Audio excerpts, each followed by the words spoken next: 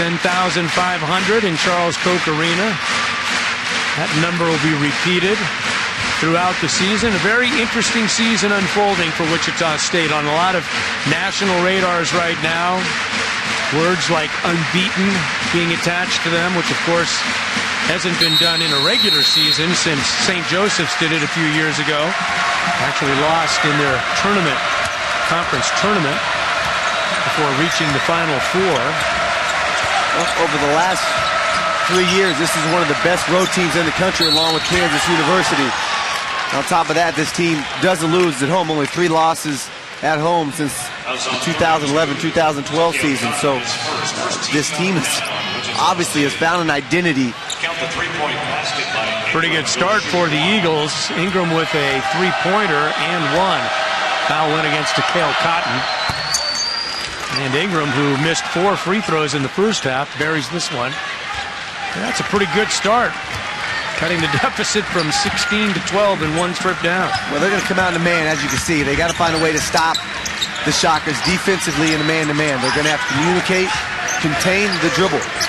Wichita State is very physically strong with the dribble, can get to the glass. Copeland working against Early.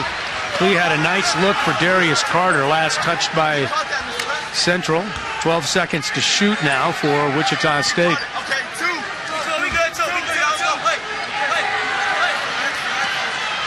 Lee Anthony Early, 3 of 7 from the field, 1 of 3 from three-point range. He was 4 of 5 from the line.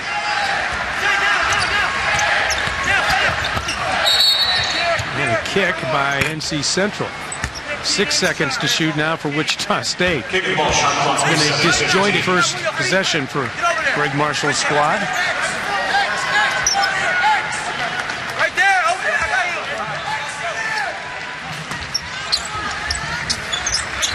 They get 15 on the reset off the inbounds. That's on the shot clock. Early with Alfonso Houston on him. Great look. Takale Cotton steps back behind the three-point line. And a push down low against Wichita State's Fred VanVleet. But again, VanVleet is able to use the dribble to get into the heart of that zone. NC Central really likes to extend that zone out. I would like to see them kind of hone that down so they can try to contain Wichita State and get some stops. But they did get a good shot.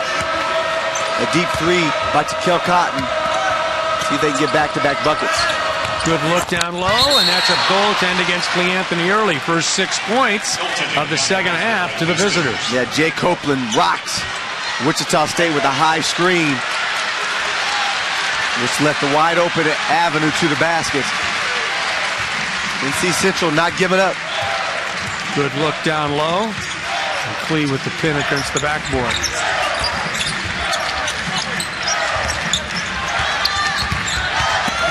Darius Carter, shoot 2. It's going to be very difficult for the Eagles to do anything with either of the Wichita State big men, which right now are Darius Carter and Lee Anthony Early. They catch the ball down low, they're going to have opportunities at the basket. Well, he's been very successful in that first half of using that dribble and strength to keep backing himself and getting closer to the bucket and getting himself to the foul line. NC Central are going to have to start sending a couple guys at him to make him give it up. 68% free throw shooter, Darius Carter, the 6'7" junior out of Akron by way of Vincennes Junior College. Knocks it down. Pressure in the backcourt. That's a good block by Lee Anthony Early. Posed a little bit on that one, and then the foul quickly by Jawara. The one before was a goaltend, but that one was a clean block. Whew, that's good stuff. And look at him. Pin it, take it down, and look at it. Don't bring that here. Don't think about that ever again.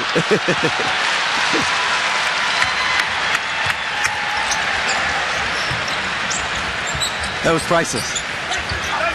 Ron Baker working out front, and then a whistle. It's going to go against Houston, I think. Alfonso Houston. No, check it. Foul went against Jawara, and that's his 4th foul. It's the only freshman on the roster, at least that gets any playing time, is Haramo Jawara. Craig talked about it at the top of the broadcast. This is a senior-dominated basketball team. And this is a team, along with Norfolk State, who can do some damage in the MEAC. Shockers turn it over. You don't see that often anymore in today's game. Jeremy Ingram, Emmanuel Chapman, these are 2 guys that have been in the program for 4 years. And that's special. And that shows the identity of this basketball. That's why they were so successful last year. Had their first 20-win season in 16 years since they've been a Division I program. It's an incredible history of basketball at North Carolina Central. Try to get to that a little bit as time allows here in the second half. Great Sam Jones, the National Basketball Hall of Fame of the Boston Celtics and his great dynasties. Bill Russell and the like played at North Carolina Central. Carter drawing the tough defense from Jay Copeland, and the ball is turned over. Shockers have turned it over on consecutive trips. Yeah, and NC Central, they forced the double team and then quickly recovered, forcing Darius Carter to give the basketball up. And an offensive foul that time on Ingram. You get stops defensively, you got to capitalize on the other end of the court if you want to creep yourself back into this ball game. There's a good look at LaVelle Moton. They called him Poetry in Moton when he was playing here. Still the program's, 3rd all-time leading scorer? Put up 1,700 points for the program. This was an outstanding basketball player. Played here in the middle 90s. Darius Carter will go back to the line. My sense is what you're going to end up seeing here from North Carolina Central. And LaVelle Moton is a team that's going to drive the basketball a lot here in that second half, and Wichita State's going to get fouled on the other end. It's been the pattern here, at least to open the second half, as Carter drops it down. Darius with 14 points. Talked about the Eagles and their rich basketball tradition. Does the name John McClendon mean anything to you? Of course, Kansas is the cradle of coaching, with so many great coaches that have come from the University of Kansas, Adolph Rupp and Dean Smith, so many. But John McClendon was a guy that was born out of Hiawatha, Kansas. 3-ball from deep for Ingram. Ended up going to the University of Kansas. Couldn't play basketball there because Kansas wasn't integrated until 1951. McClendon ended up being the head coach at North Carolina Central and was the coach in the so-called secret game played in March of 1944 between NC Central and Duke. A game that was won by NC Central 88-44. 3-ball not good the other way. McClendon went on to coach at Cleveland State, then in the ABA. In fact, he was the first African-American coach to coach as a head coach at any professional sport in the United States. Van Vliet the other way, and the Shockers miss the highlight. Van Vliet back the more conventional way and gets it to go. How good was that? Like a little dippy-do with the left. Well, he's so good with both hands.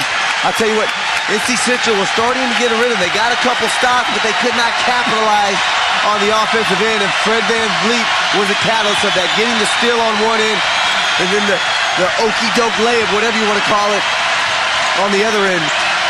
That was a big bucket to kind of stop this mini run by NC Central. Didn't get the offensive glass. That's the first offensive rebound by NC Central. Shocker fans in unison pulling their club down. Up by 10. Led by as many as 17 in the first half. They were up 16. They're just trying to play an isolation game right now for Ingram, who's Takale Cotton is on him.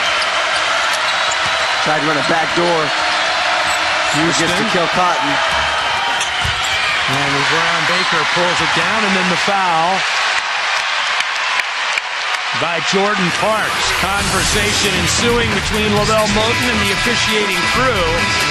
Fred Van Vliet with the soft left hand. Shockers up 10.